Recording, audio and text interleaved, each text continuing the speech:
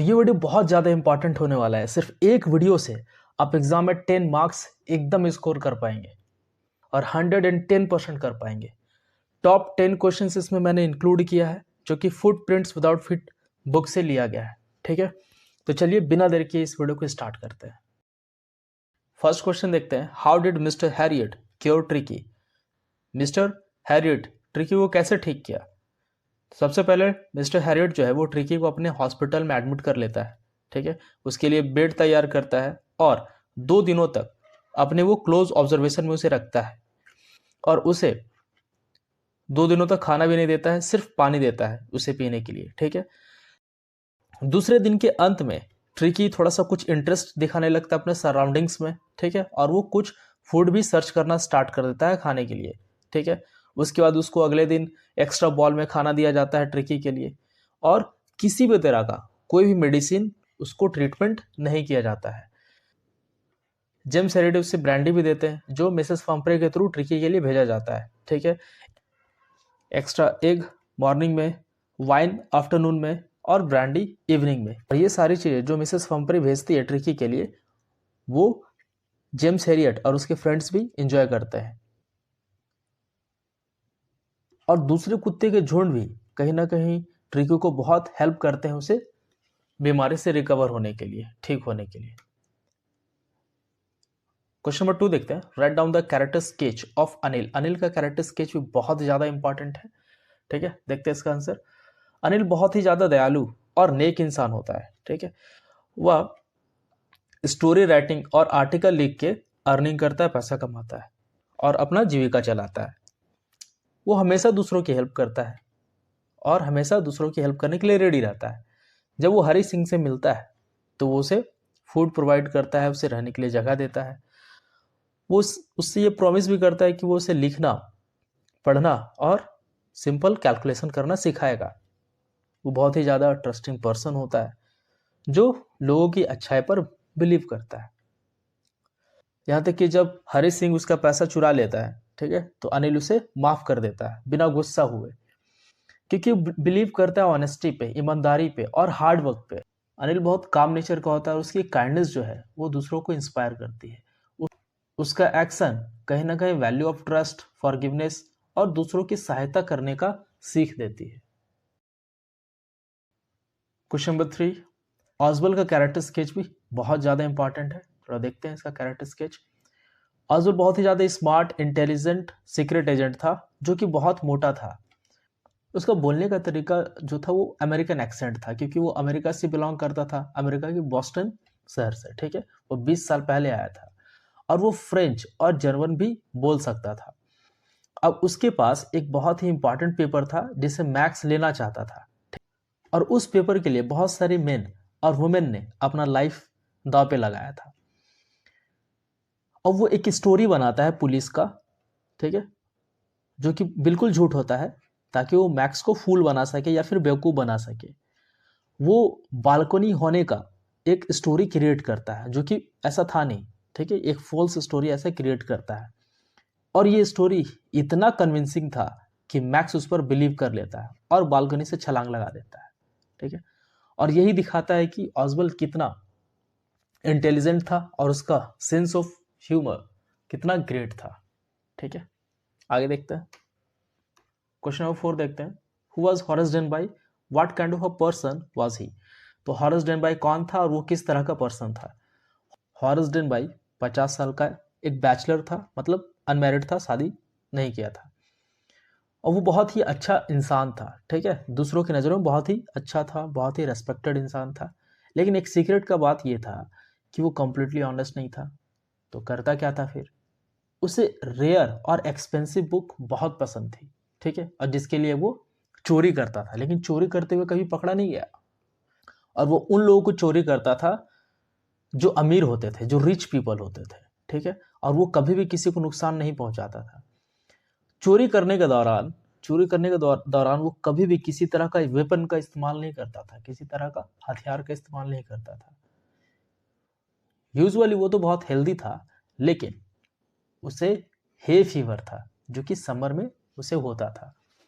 Hay fever क्या होता, तो हे फीवर बेसिकली जो पॉलन ग्रेन्स होते हैं फ्लावर का या फिर फूल का जो स्मेल होता है उससे उसको एलर्जी था, ठीक है, जो कि समर के टाइम में, गर्मी के दिनों में उसे होता था।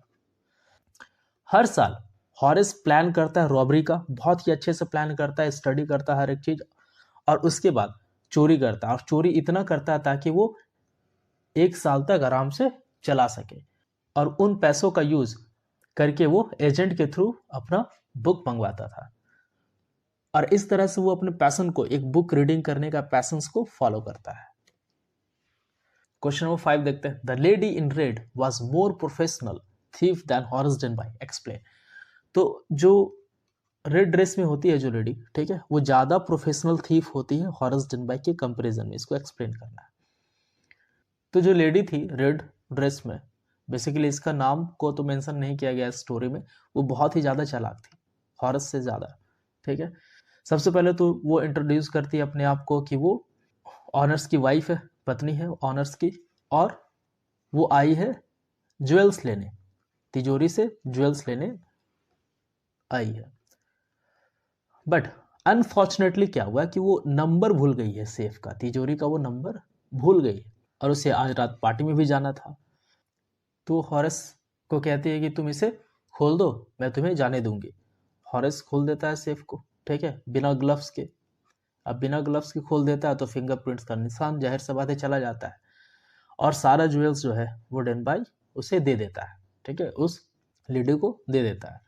अब होता क्या है फिर, तो हॉरेस अरेस्टेड हो जाता है ज्वेल्स रॉबरी के केस में, और जेल भेज दिया जाता है उसे, ठीक है। तो इससे पता चलता है जो लेडी थी रेड ड्रेस में वो ज्यादा प्रोफेशनल थी हॉरेस के कंपैरिजन में, और इसीलिए इस चैप्टर का नाम है a question of trust, trust पे ही सवाल उठ गया है। क्वेश्चन नंबर 6 देखते हैं। Right the character sketch of Griffin. तो ग्रिफिन का कैरेक्टर स्केच, ये भी बहुत ज्यादा इंपॉर्टेंट है, ठीक है। इसके प्लेस पे Griffin was a lawless person, ये भी पूछा जा सकता है, तो इसका आंसर भी सेम होगा, यही होगा, ठीक है। ग्रिफिन एक ब्रिलियंट साइंटिस्ट था जो डिस्कवर किया कि ह्यूमन बॉडी को कैसे इनविजिबल बनाया जा सकता है, लेकिन वो अपनी डिस्कवरी का मिसयूज करता है क्रिमिनल पर्पसेस के लिए। उसकी जो लैंडलॉर्ड होती है, घर मालकिन होती है, वो उसे पसंद नहीं करती है, ठीक है, और उसे चाहती है कि वो वहां से चला जाए, उसका घर छोड़ के चला जाए, निकल जाए यहाँ से। और इसीलिए जो ग्रिफिन होता है वो शॉर्ट टेम्पर्ड होता है, तुरंत गुस्सा हो जाता है, ठीक है, और वो इसीलिए क्या करता है, उसके घर में आग लगा देता है। Griffin was a lawless person, वो लॉलेस पर्सन होता है, बेसिकली लॉ को नहीं मानता, कानून को नहीं मानता, कानून का धजिया उड़ा के रख देता है, क्रिमिनल एक्टिविटीज में इन्वॉल्व होता है, और सिर्फ अपने बारे में सोचता है। लंदन के स्टोर से वो क्लोथ चोरी कर लेता है, फिर शॉपकीपर को लूट लेता है, जितना पैसा उसके पास होता है वो सारा छीन लेता है, ठीक है। और कहीं ना कहीं उसका जो अनकॉमन अपीयरेंस है, जैसा वो दिखाई दे रहा था और जिस तरह से वो बिहेव कर रहा था, ठीक है, वो बहुत ही ज़्यादा अजीबोगरीब था, सन की टाइप। उसका इरिटेबल टेम्पर और अजीबोगरीब बिहेवियर की वजह से वो हमेशा ट्रबल में फंस जाता है, हमेशा परेशानी में फंस जाता है, और वो इन सब से तभी बच पाता है जब वो इनविजिबल हो जाता है, ठीक है, और इसी वजह से वो बच पाता है, तो बहुत मार खाता है वो। क्वेश्चन नंबर 7, ये भोली का कैरेक्टर स्केच बहुत ज़्यादा इंपॉर्टेंट, बहुत बहुत ज़्यादा इंपॉर्टेंट है ये, ठीक है। तो भोली एक्चुअली में उसका रियल नेम है सुलेखा, ठीक है, लेकिन बचपन से उसे सब भोले नाम से पुकारते हैं, द सिंपलटन, ठीक है। जब वो छोटी थी तो वो बेड से गिर जाती है, और इससे शायद कहीं ना कहीं उसके दिमाग का कुछ हिस्सा डैमेज हो गया होगा, और फिर उसे स्मॉल पॉक्स भी हो जाता है, जिसकी वजह से उसके चेहरे पे पॉक मार्क्स का निशान आ जाता है, और उसका चेहरा अगली होता है, अच्छा नहीं दिखाई देता है, बदसूरत जैसा दिखाई देने लगती है, ठीक है।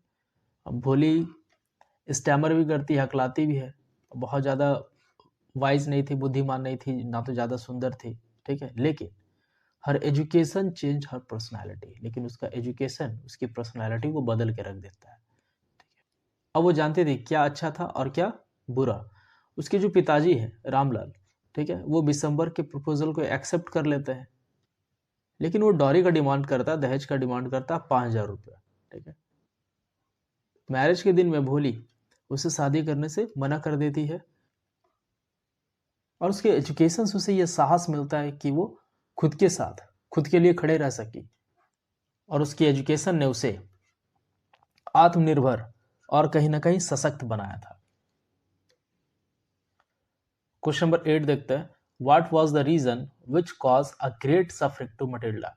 इसके प्लेस पे अगर मटिल्डा का कैरेक्टर स्केच आएगा तो सेम यही आंसर लिखना है, ठीक है। मटिल्डा बहुत खूबसूरत महिला होती है, ठीक है, लेकिन वो ड्रीमी थी और महत्वाकांक्षी ज़्यादा थी। उसे बहुत सारा चीज़ चाहिए था और यही चीज़ उसे बर्बाद कर देता है। वो गरीब फैमिली में जन्म लेती है, लेकिन वो अमीर के जैसा दिखना और उसके जैसा रहने के सपने देखने लगती है। एक दिन क्या हुआ, उसका जो हस्बैंड है वो इनविटेशन कार्ड लेके आया, ठीक है, और उन्हें मिनिस्टर पार्टी में इनवाइट किया गया था। तो वहाँ वे लोग बहुत ज़्यादा एंजॉय किए। लेकिन क्या हुआ, डायमंड का नेकलेस जो वो उधार ली थी अपने फ्रेंड से, वो उसे खो देती है और फिर डिसाइड करते हैं कि उसे फिर रिप्लेस करके देना है, क्योंकि वो ली है, अब वो भुला गया तो फिर तो देना तो पड़ेगा ही, ठीक है।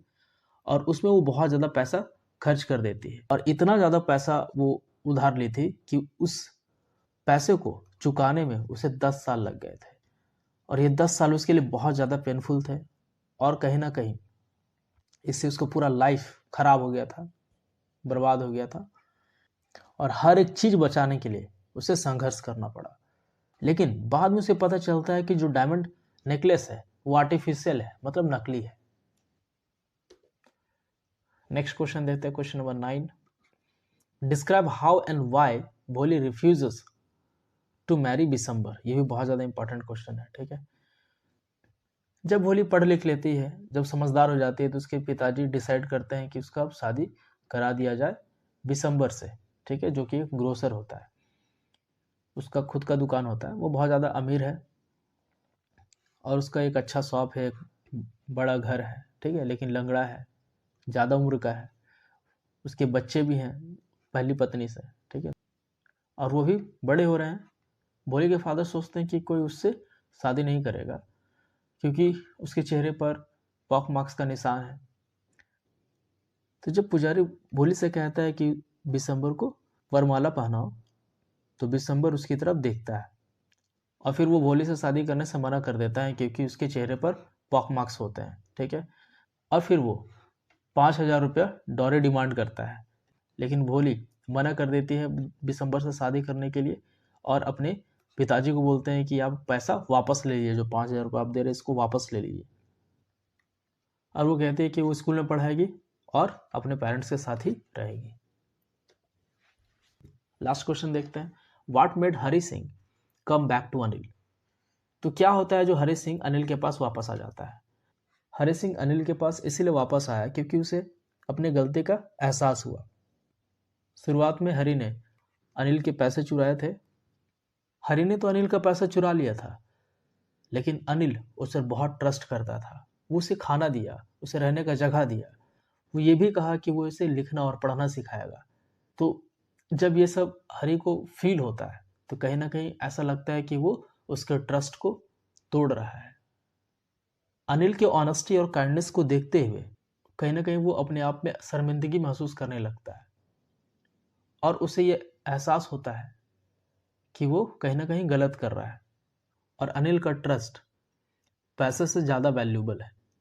और यही रियलाइजेशन की वजह से वो वापस आ जाता है और पैसा मैट्रेस के नीचे रख देता है और अपने जीवन को बदलने का निर्णय लेता है।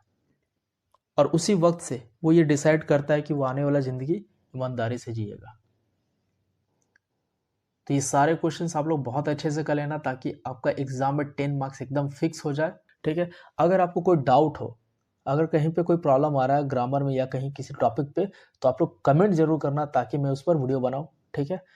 तो आई होप आपको ये वीडियो अच्छा लगा होगा। Thank you so much for watching this video. मिलते हैं आपसे अगले वीडियो में। Bye bye.